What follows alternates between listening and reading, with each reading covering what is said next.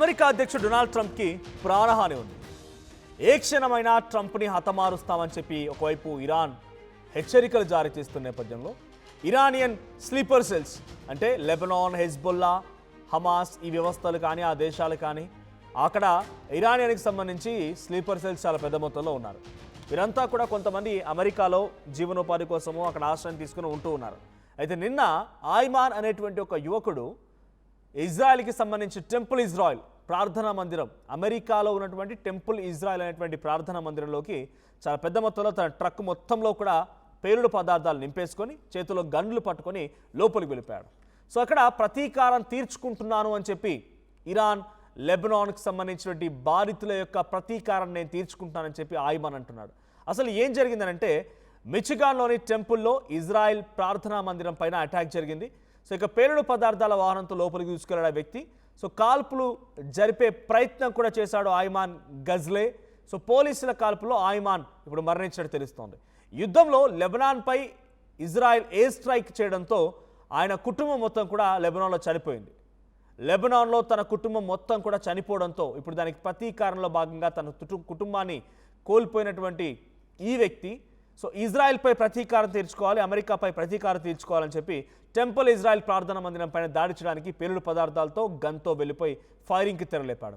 అయితే ఈ ఫైరింగ్ పసిగట్టిన పోలీసులు వెంటనే ఆయన అదుపులో తీసుకున్నారు. స్పాట్లోనే ఆయన పైన కూడా పాయింట్ బ్లాంక్లో పేల్చడంతో హతమై స్పాట్లోనే మరణించాడు. దాడికి ముందు కుటుంబీకుల ఫోటోలను కూడా స్టేటస్ పెట్టాడంట. సో ఒకసారి అది కూడా చూద్దాం. సో ఇక్కడ మనం ఫోటోలో చూస్తున్నాం ఆయమాన్ గజ్లే తన ఫోటో కనబడుతోంది.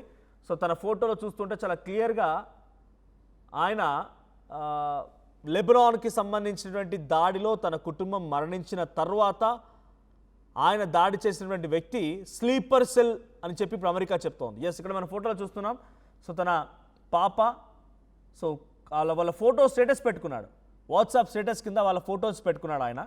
సో తన పాప, పిల్లల్ని, భార్య, పిల్లలందరినీ కూడా ఈ లెబనాన్లో ఇజ్రాయెల్ ఎయిర్ స్ట్రైక్ మూలంగా చనిపోయారు కాబట్టి నేను ప్రతీకారం తీర్చుకుంటున్నట్టుగా స్టేటస్ కూడా పెట్టుకున్నాడంట.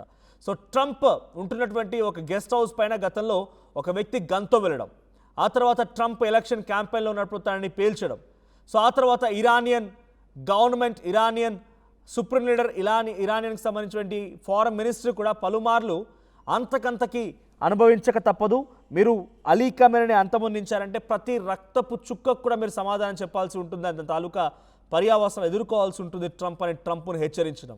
ఈ వరుస పరిణామాలన్నీ కూడా ట్రంప్కి ప్రాణహాని ఉందానంటే ఇప్పుడు అవుననే సమాధానమే చెప్తూ ఉన్నాయి. డైరెక్ట్గా ఆయమాన్ అనే వ్యక్తి డైరెక్ట్ ట్రంప్పై అటాక్ చేయకపోయినా ఆ స్థాయిలో అమెరికాలో పేలుడు పదార్థాలని సమకూర్చుకోగలిగాడు, గన్ని సమకూర్చుకోగలిగాడు. ఆ పేలుడు పదార్థాలు గన్తో వెళ్ళిపోయి టెంపుల్ ఇజ్రాయెల్ పైన చాలా భయంకరమైన దాడికి ప్రయత్నించాడంటేనే ఇక్కడ ట్రంప్కి ఎటువంటి థ్రెట్ ఉందో అర్థమవుతోంది.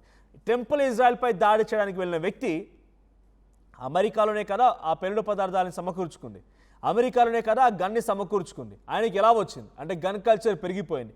కేవలం ఇక్కడ ఉన్నటువంటి దాంట్లో లెబనాన్కి సంబంధించినటువంటి ఆయమానే కాదు, ఇరాన్కి సంబంధించిన వారు ఉన్నారు, ఇరానియన్స్ కాలనీస్ ఉన్నాయి. లాస్ ఏంజలస్లో, కాలిఫోర్నియాలో, టెక్సాస్ నగరంలో చాలా పెద్ద మొత్తంలో అక్కడ ఇరానియన్ కాలనీస్ ఉన్నాయి. రెస్టారెంట్లు నడిపిస్తున్న వారు ఉన్నారు, చిన్న చిన్న వ్యాపారం చేస్తున్న వారు, ఉపాధి కోసం వచ్చిన వారు ఉన్నారు. వారంతా అలీ ఖమేనీ మరణం తర్వాత ఆగ్రహంతో రగిలిపోతున్నారు. ఇప్పుడున్న పరిస్థితుల్లో వారిని ఏం చేయలేక ట్రంప్ మౌనంగా ఉండిపోతున్నాడు. కానీ వాళ్ళు రిటలియేషన్ స్టార్ట్ చేసి ఆల్రెడీ అక్కడ కూడా అగేన్స్ట్గా స్లోగన్స్ ఇవ్వడం స్టార్ట్ చేశారు. వీ వాంట్ ఫ్రీడమ్ అంటున్నారు, అలీ ఖమేనీ అంతమొందించడం వద్దు అని అంటున్నారు. అంతమొందించినటువంటి ట్రంప్ దుశ్చర్యలకు వ్యతిరేకంగా వారంతా రోడ్లెక్కుతున్నారు. ఇదంతా జరుగుతోంది. మీరు కావాలంటే చెక్ చేసుకోండి, గూగుల్లో కొట్టండి.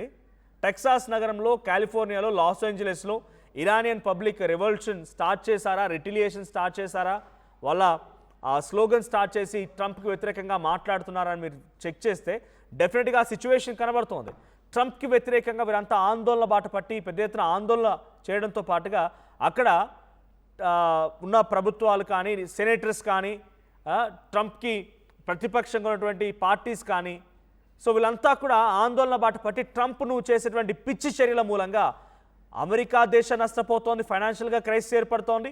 ప్రపంచ దేశాలు అల్లకల్లోలమైన వాతావరణం ఉంది. ప్రపంచ దేశాలను కూడా అమెరికాని ఒక శత్రు దేశంగా చూస్తూ ఉన్నాయి. సో నువ్వు వెంటనే విరమించుకోవాలని చెప్పి ప్రతిపక్షాలు కూడా ఇరానియన్స్ పీపుల్స్తో కలిసి వాళ్ళు కూడా ఆందోళన బాట పడుతున్నారు. సో ట్రంప్కి ప్రాణహాని ఉండడానికి చాలా నిలువెత్తు నిదర్శనంగా మనం ఆయన చెవు పైన బుల్లెట్ గాయాన్ని చూసాం ఎలక్షన్ సమయంలో. ఎలక్షన్ క్యాంపెయిన్ ఆయన పాల్గొన్నప్పుడు ఆ తర్వాత డైరెక్ట్గా ఆయన గెస్ట్ హౌస్లో ఉండగా, తర్వాత ఆయనకు సంబంధించిన అత్యంత సన్నిహితుడిగా ఒక స్టూడెంట్ లీడర్ని ఒక యూనివర్సిటీలో ఆయన గన్ కల్చర్ పైన మాట్లాడుతుండగా ఆయనని పాయింట్ బ్లాంక్లో పేల్చడం పైన ఇలా వరుస సంఘటనలన్నీ కూడా డొనాల్డ్ ట్రంప్కి హెచ్చరికలుగానే ఉన్నాయి. సో డొనాల్డ్ ట్రంప్ని హతమారుస్తామని చెప్పి ఇరానియన్ హెచ్చరించడం, లెబనాన్కి సంబంధించిన ఒక వ్యక్తి ఈరోజు డైరెక్ట్గా అమెరికాలో టెంపుల్ ఇజ్రాయెల్ ప్రార్థనా మందిరం పైన దాడి చేయడం, ఇవన్నీ కూడా వరుస క్రమంలో ట్రంప్కి కొంత సిచ్యువేషన్ ఇక ట్రంప్కి మూడిందన్న రకంగానే మనం భావించాలి. బట్ ఆయన అమెరికా అగ్రరాజ్యానికి సంబంధించి అధ్యక్షుడు కాబట్టి అంత సెక్యూరిటీ ఫోర్స్తో ఆయన ఎటువంటి పరిస్థితి అయినా కూడా అంచనా వేయగలుగుతున్నాడు, తన వరకు రాకుండా అడ్డుకోగలుగుతూ ఉన్నాడు. సో ఇప్పుడు ట్రంప్ ఈ అటాక్ తర్వాత ఇజ్రాయెల్ని మరింతగా కొంత ప్రోత్సహించి లెబనాన్, సిరియాలపై ఇంకా ఎటువంటి దాడులు జరుగుతాయి, లెబనాన్ ప్రాంతంలో ఇటువంటి స్లీపర్ సెల్స్ ఇంకెవరైనా అమెరికాలో ఉంటే వారు ఎలా గుర్తిస్తారో చూడాలి. బట్ యాజ్ ఆఫ్ నౌ తన స్టేటస్ కూడా పెట్టుకొని నా పిల్లల్ని చనిపోవడానికి ఇజ్రాయెల్ ఎయిర్ స్ట్రైక్సే కారణం, నా భార్య పిల్లలు చనిపోవడానికి ఇజ్రాయెలే కారణమని చెప్పి స్టేటస్ పెట్టి మరి టెంపుల్ ఇజ్రాయెల్ దానిపైన దాడి చేసి ప్రతీకారం తీర్చుకోవాలనుకున్నటువంటి ఆయమాన్ ఆయన చేసింది కరెక్టే అని మీరు అనుకుంటున్నారా? ఇజ్రాయెల్కి వ్యతిరేకంగా అమెరికాలో కాల్పులు చేపట్టడం కరెక్టే అనుకుంటున్నారా? ఇంకా ఇంత మంది ఉందా అవకాశం ఉంది, ఈ మాదిరిగా ఇంకా ఎటువంటి అటాక్స్ జరగవచ్చు, చూడాలి ఏం జరుగుతుందో. ఒకసారి ట్రంప్ కూడా మాట్లాడుకొచ్చారు వరుస సంఘటనల పైన. ట్రంప్ ఏం మాట్లాడారో చూద్దాం. I want to send our love to the Michigan Jewish community and all of the people in Detroit area following the attack on the Jewish synagogue early today, and I've been fully briefed, and it's a terrible thing, but it goes on. We're going to be right down to the bottom of it. It's absolutely incredible that things like this happen. Before we begin, I want to send our love to the Michigan Jewish community and all of the people in Detroit area following the attack on the Jewish synagogue early today, and I've been fully briefed, and it's a terrible thing, but it goes on.